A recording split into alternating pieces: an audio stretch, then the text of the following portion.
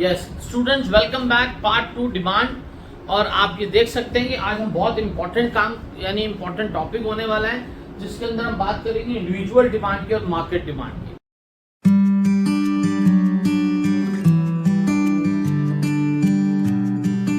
Question आता है individual demand का मतलब क्या है। इंडिविजुअल वर्ड का मतलब सिंगल।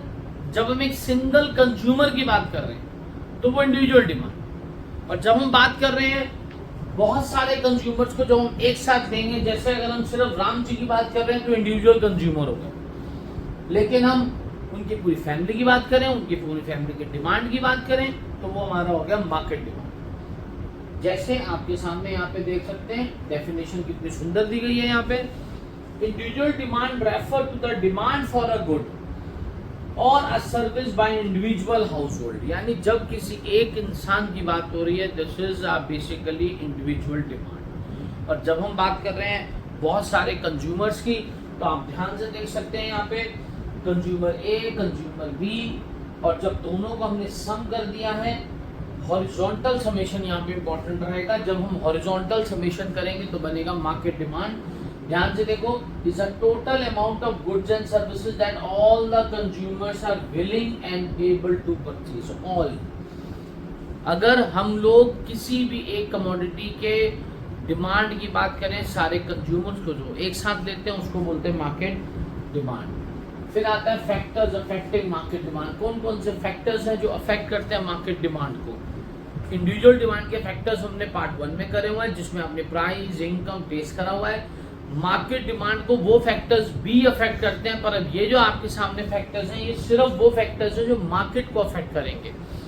जिसमें सबसे पहले आता है पॉपुलेशन। घर में ज्यादा लोग होंगे, ज्यादा डिमांड होगी। देश में ज्यादा लोग होंगे, ज्यादा डिमांड होगी। और हमारा हिंदुस्तान इसके लिए बहुत फेमस है। हमारे पास कुछ और नहीं, हमारे देश के पास सबसे पहले अगर है तो वो है पॉपुलेशन। इसलिए हर कंट्री कि हर कंपनी यहीं पे आना चाहते हैं, इंडिया और चाइना, क्योंकि ये मोस्ट पॉपुलस कंट्रीज है। फिर दूसरा होता है डिस्ट्रीब्यूशन ऑफ इनकम। अगर इनकम इवनली डिस्ट्रीब्यूटेड है, यानी इनकम जो है सबके पास रहेगी, तो डिमांड ज्यादा होगी। पर अगर इनइक्वालिटीज है इनकम के अंदर, कि कईयों के पास बहुत ज्यादा है, कईयों के पास कुछ भी नहीं है, तो डिमांड क्या रहेगी, कम रहेगी। तो मार्केट डिमांड के लिए ये बहुत इंपॉर्टेंट है कि इनकम आपकी इक्वल डिस्ट्रीब्यूटेड हो। फिर बात आती है क्लाइमेट की। Climate also affect the market demand. अगर जैसा क्लाइमेट होगा वैसी डिमांड होगी। आप देख सकते हैं, अगर समर्स की बात करें तो समर्स में किन चीज़ों की डिमांड होगी, गॉगल्स की डिमांड होगी। अगर हम विंटर की बात करते हैं तो आपको सामने दिख सकता है कि विंटर क्लोथ्स की डिमांड होगी। तो अकॉर्डिंग टू सीजन डिमांड होती है। तो ये हम पढ़ रहे हैं फैक्टर्स अफेक्टिंग मार्केट डिमांड।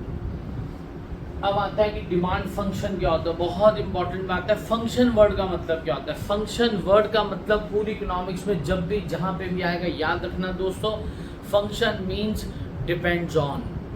जैसे मैथ्स में भी होता है x is a function of y, यानी एक्स जो है वो डिपेंडेंट है किस पे, वाई पे। इसीलिए डिमांड फंक्शन की बात करें, यानी डिमांड डिपेंड्स ऑन। किस पे डिमांड डिपेंड है बताओ। मैं आपको 1 सेकेंड का पॉज दे रहा हूँ, आप सोचें। टेस्ट पे, इनकम पे और इन सब चीज़ों पे डिमांड डिपेंड करती है। तो यानी डिमांड फंक्शन की डेफिनेशन कितनी सुंदर दी गई है।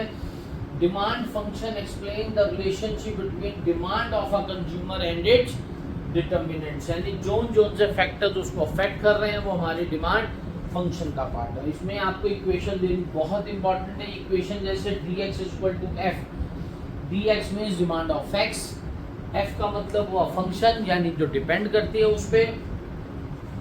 किस पे डिपेंड है, प्राइस पे। y को मतलब इनकम कहते हैं, t टेस्ट, pr मतलब price of related goods, f mean miscellaneous. इसका स्क्रीनशॉट ले सकते हैं आप और इसको आप यूज कर सकते हैं आगे याद रखने के लिए कि डिमांड फंक्शन हमेशा याद रखें जो बताएगा रिलेशन किसके बीच में, डिमांड एंड इट्स डिटर्मिनेंट्स। फिर अब आप यहाँ पे देखो इंडिविजुअल डिमांड फंक्शन, जो इंडिविजुअल डिमांड किसके ऊपर डिपेंड है। याद होगा हमने फर्स्ट पार्ट में करा हुआ इनकम पे, टेस्ट पे।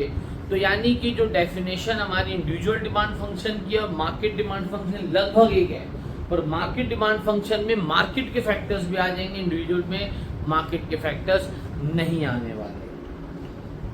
बात शायद समझ में आ गई। देखिए आप मार्केट डिमांड फंक्शन के अंदर मेरे बच्चों, मेरे प्यारों, मेरे दुलारों, देखो डिमांड फंक्शन रिलेशन बता रहा है किसका, demand of entire market and its determinants. अब आता है डिमांड शेड्यूल। क्या होता है, व्हाट इज शेड्यूल? बहुत इंपॉर्टेंट एक सिंपल इंग्लिश का वर्ड है शेड्यूल, यानी किसी भी टेबुलर फॉर्म को शेड्यूल बोलते हैं। और बात हो रही है डिमांड शेड्यूल की, तो यानी जब हम प्राइस और डिमांड का रिलेशन हम टेबुलर फॉर्म में देखेंगे उसको बोलेंगे डिमांड शेड्यूल। आप ध्यान से देखो, प्राइस बढ़ रहा है, डिमांड कम हो रही है, because we know there is an inverse relationship between price and its determinants.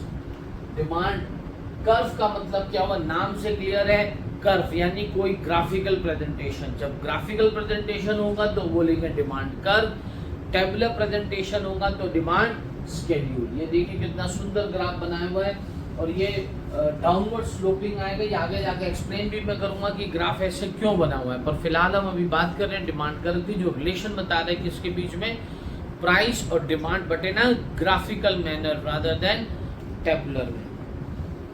फिर आता है law of demand. Law of demand, law word का मतलब क्या होता है? लॉ का मतलब कोई भी ऐसी यूनिवर्सल कॉन्सेप्ट के आगे वर्ड जोड़ा जाता है लॉ।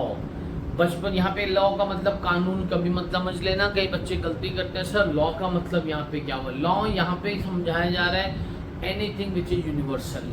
जैसे लॉ ऑफ ग्रेविटेशन आपने बचपन में पढ़ा होगा कि कोई भी चीज ऊपर जाएगी तो नीचे मेरे बच्चों आएगी ही आएगी। तो वैसे लॉ ऑफ डिमांड है कि जब जब मार्केट में प्राइस बढ़ेगा डिमांड उसकी कम होगी। Yes there are certain exceptions, लेकिन जब कोई इकोनॉमिक्स में मेजॉरिटी पे बात होती है तो इसलिए यहाँ पे वर्ड लॉ लगाए गए, यानी negative relationship between price of commodity and quantity demanded. ये क्या स्टेट करता है, that people will buy more of a commodity at lower price. लेकिन एक बात याद रखना मेरे बच्चों, लॉ जब भी समझा रहे तो एक अदम्पशन आनी ही आनी है। अदम्पशंस के बिना लॉ नहीं हो सकता कोई भी। तो अगर आपको लॉ ऑफ डिमांड पूछा गया, you have to write down assumptions. Assumptions आपके सामने हैं। प्राइस के अलावा बाकी सारे फैक्टर्स क्या रहेंगे, सेम रहेंगे, चाहे वो इनकम है, चाहे वो टेस्ट है, तो प्राइस ऑफ रिलेटेड गुड्स है, वो सब फैक्टर्स सेम रहेंगे, वो चेंज नहीं होंगे। इसलिए इसको हम बोलते हैं लॉ ऑफ डिमांड। अभी हम पर डिमांड शेड्यूल पढ़ चुके हैं, हम लोग ग्राफ भी पढ़ चुके हैं, ये भी हम सब देख चुके हैं, और बाकी हम करेंगे नेक्स्ट पार्ट यानी पार्ट नंबर 3 पे। तब तक के लिए बाय बाय दोस्तों।